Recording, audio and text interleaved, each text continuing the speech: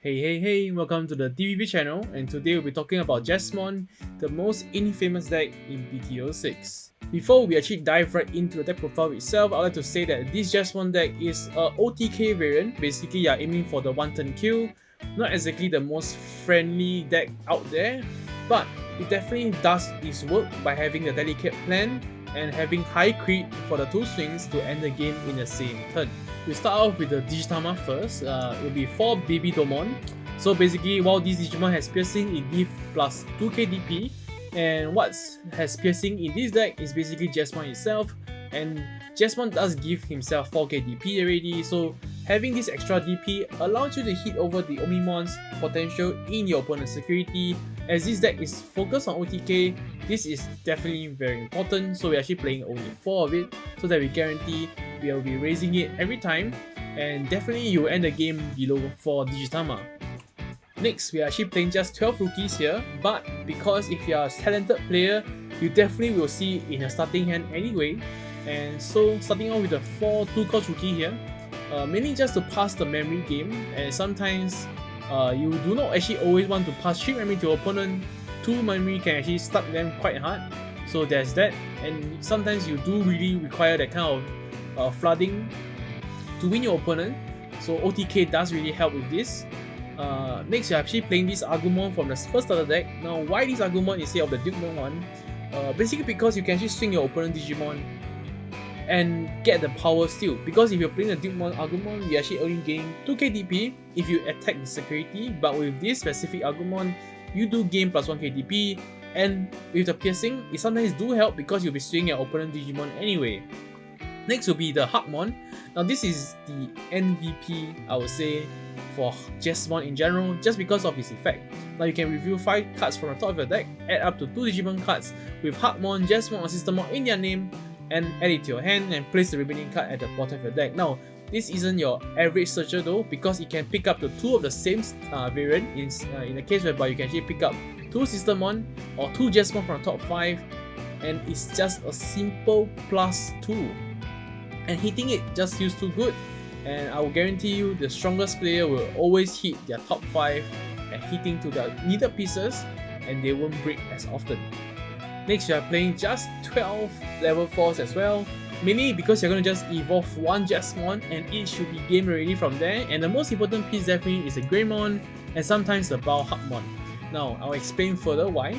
Greymon simply because of the security attack plus 1, and since this deck is focused on doing the OTK, you do want to have that plus 1 critical for your Jesmon.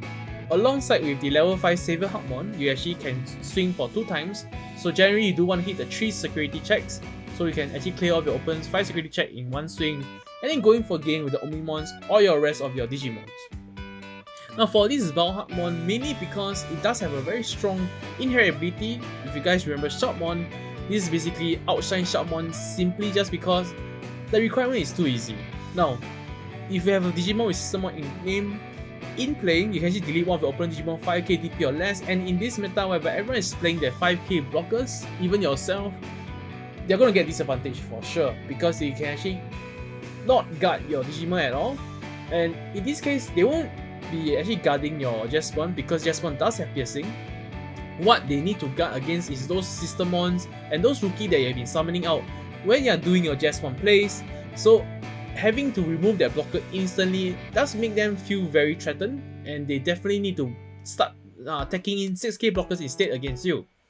Now, we do play the 1-cost blocker here ourselves is because you do want to evolve to your level 5 as soon as possible, because this deck don't really want to play stalling, and playing stronger blockers in the sense of 2-cost blocker does have its good advantages, but I wouldn't say it's actually the best because of how I'll say streamlined this deck is supposed to be. Going for the OTK and 1-cost level does help that. On the level 5, we are just playing 6 copies because we don't really need to evolve anything else, and sometimes I even consider just cutting Vocal Dramon instantly. But because sometimes you just won't have the level 5 in hand and you don't want to break with your Jesmon. But definitely the MVP of the deck is definitely this Savior Hugmon. It does have 2 skills. When Digivolving, you can actually play 1 Digimon card with Sistermon in its name from your hand without paying its memory cost. And I'll be going through the Sistermon abilities later, and they are definitely very strong. But the MVP of this card is definitely lies in the ESS skill, basically the restanding Digimon. So the Jesmon can actually swing 2 times thanks to him, and you just have to have Sistermon in play. But as we go through Jesmon effect later, you'll know why having Sistermon on the field is not any hard requirement at all. It's actually the most simple requirement. And lastly, we're actually playing Vocodramon, same thing for the Greymon I explained earlier, just for the critical +1. And if you imagine if you have Greymon and this in the same right line, your Jesmon is swinging for 3 criticals already, and sometimes for games that are a bit slower and you can't achieve the OTK, that sudden 3 crit can actually end the game with your Sistermons on play, and they are not able to guard it effectively.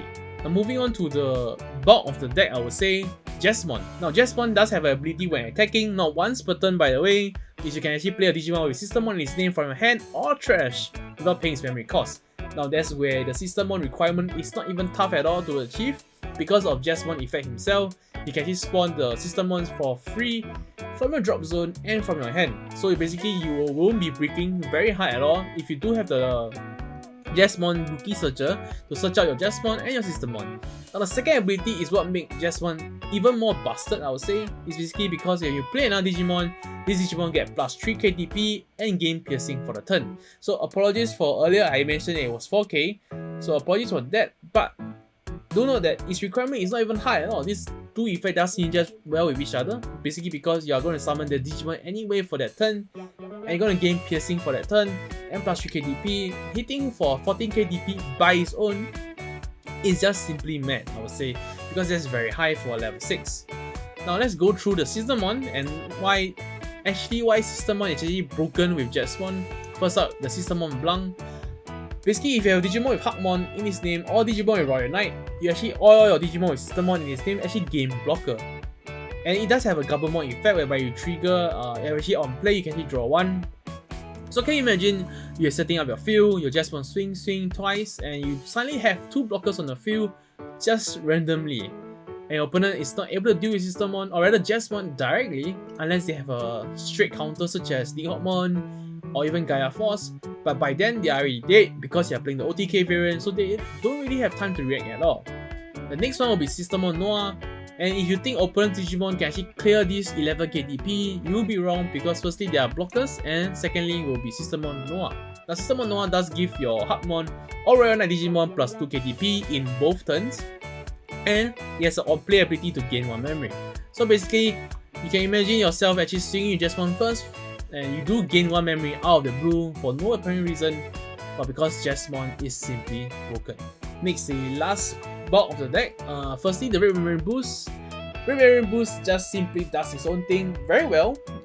Basically, this deck is going for the OTK, so you basically want to search your pieces as much as possible, and Red Memory Boost does just that. And don't forget, it does give you gain 2 memory in the next turn, allowing you to extend your play, especially because you are playing a delicate plan. Now in this meta whereby everybody is playing security control heavy, or rather basically the options heavy deck, Jesmon does get of that because Jesmon doesn't really exactly have a protection against them, but having a delicate plan, and it's a red card by the way, so basically you will definitely be able to play it, allows you to actually dodge those security checks, making sure that you are not afraid of anything because Jesmon does have very high DP, so you don't scare of any Digimons. It's basically jamming, and with this, you're actually basically not scared of options as well. So you're basically clearing your opponent's security without any threat to yourself, and your opponent can only look at your Jesmon swinging twice and then dying and then going for the next game, and basically almost get into depression. Now next, we do play 3 Tai Kamiya Tamers, mainly because of the very strong ability of getting 3 memory guaranteed for that turn, and you do realize Jesmon is actually 3 memory cost for level. That's simply too good, and of course definitely for the second effect, basically all your red Digimon with 4 more Digivolution cards gain security attack +1. So can you imagine if you have 3 of these on the field, your Jesmon is simply suddenly hitting for 4 criticals out of no reason, but realistically speaking, you only have 1 at a time sometimes, so 2 critical, and if you have Greymon with 3 criticals, it does hit the OTK requirement already. And to round it off with the OTK, you are playing Omegamon, which does have a Blitz ability. Basically when you evolve, you can actually swing your opponent even though the turn has already passed, but the second ability is what makes it stronger. Basically you can unsuspend this Digimon, basically just want to swing twice, and then you swing with the Omegamon next. so going for 3 attacks in one Digimon body. Now the last effect is simply won't be seeing too much play in this deck especially, but it's sometimes very nice because your opponent can't exactly clear this Digimon straight away even though you don't go for the OTK, and your opponent will be struggling quite a lot to actually recover from that Jesmon hit. Thank you for watching till the end, and do consider subscribing, dropping a like and a comment if you guys do enjoy the content.